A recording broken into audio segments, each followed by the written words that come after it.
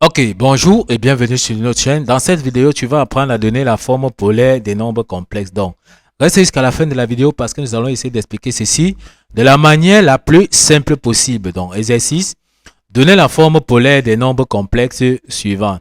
Nous avons donc Z1 est égal à 1 plus I. Donc, on va d'abord commencer par donner la forme polaire de Z1 qui est égal à 1 plus I. On rappelle que la forme polaire d'un nombre complexe Z est écrite sur la forme Z est égal à R exponentielle I θ.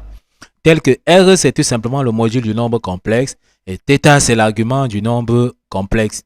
Or, nous voyons Z1 ici est écrit sur la forme algébrique, c'est-à-dire sur la forme Z est égal à A plus BI, où A, c'est la partie réelle du nombre complexe et B, c'est la partie imaginaire de notre nombre complexe. Si on veut donc trouver le module Z du nombre complexe qu'on appelait R, ça sera égal à racine carrée de A au carré plus B au carré. Or, nous avons vu que la forme polaire d'un nombre complexe Z est égal à R exponentielle I θ. Comment on trouve donc θ qui est dans l'argument du nombre complexe? On rappelle que cosinus de θ est égal à A sur R. A, c'est la partie réelle du nombre complexe et R, c'est le module du nombre complexe. Sinus de θ est égal à B sur R. B, c'est la partie imaginaire du nombre complexe et R, c'est tout simplement dans le module de notre nombre complexe. Une fois que ceci est compris, dans un premier temps, on va d'abord déterminer donc R qui est dans le module du nombre complexe Z1, puis on va déterminer ensuite θ qui est dans l'argument du nombre complexe Z1. On voit ici que A, ici, c'est tout simplement donc 1 qui est dans la partie réelle du nombre complexe Z1. Donc ici, on peut dire que A, qui est dans la partie réelle, est égal à 1. On voit ici que B, c'est le nombre qui est collé près de I. On voit que ça sera donc 1. Donc, la partie imaginaire B est ici est aussi égale à 1. Comme nous avons déjà trouvé A, nous avons donc trouvé B. Ça veut dire qu'on peut appliquer la formule pour calculer dans notre module. Donc, on va dire ici que module de Z1 qui est donc égal à R sera égal à racine carrée de A au carré. Or, nous avons vu que A c'est 1 plus B au carré. Nous avons aussi vu que B c'est 1, donc plus B au carré. Ceci sera égal à quoi? Or, 1 au carré c'est 1, 1 au carré c'est 1. Donc, on aura ici 1 plus 1. Ce qui signifie que le module de Z1 qui est égal à R sera donc égal à racine carrée de 1 plus 1. Or, 1 plus 1 c'est 2. Ce qui signifie qu'on a déjà trouvé le module de notre nombre complexe Z1, d'accord, qui est donc R. On va ensuite trouver maintenant θ, qui est dans l'argument en appliquant la formule que nous avons vue, qui dit que cosinus de θ est égal à A sur R. Donc, c'est-à-dire que A qui est dans la partie réelle de notre nombre complexe et R, c'est le module. Or, nous avons vu que A, c'est 1 et le module R, c'est racine carrée de 2. Donc, on aura ici 1 sur racine carrée de 2.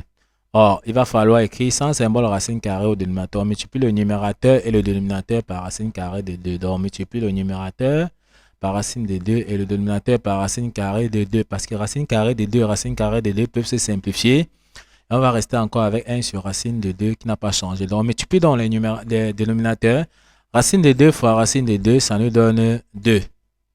Donc, au dénominateur, nous avons donc 2.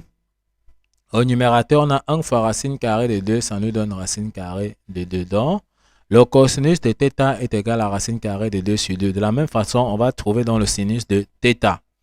Sinus donc de θ est donc égal à B qui est dans la partie imaginaire du nombre complexe sur R. On aura donc ceci sera donc égal. Nous avons vu aussi que la partie imaginaire B du nombre complexe est 1. Et nous avons toujours le module R qui est donc racine carrée de 2. Donc, on aura aussi 1 sur racine carrée de 2. Or, en écrivant aussi sans symbole racine carrée au dénominateur, d'accord, on aura aussi racine carrée de 2 sur 2, tout simplement.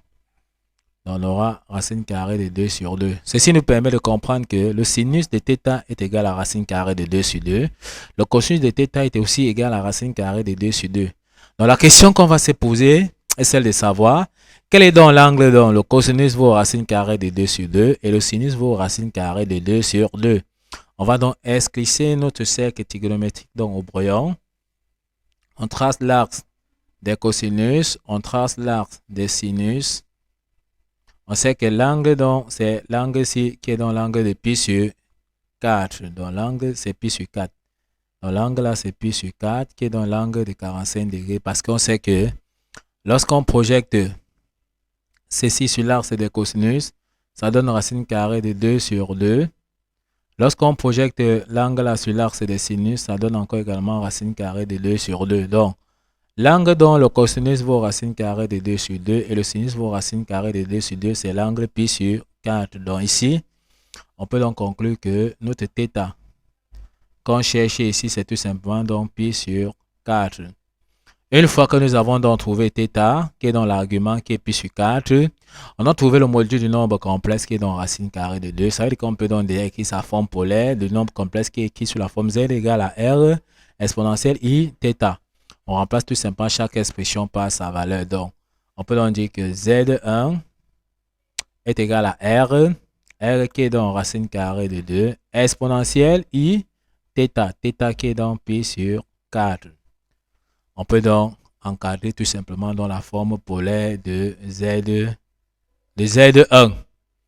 On vous laisse donc le soin de déterminer la forme polaire de Z2, de Z3, puis de Z4, puis nous laissez tout simplement donc en commentaire vos réponses. Nous allons vérifier pour voir si vous avez donné la bonne réponse.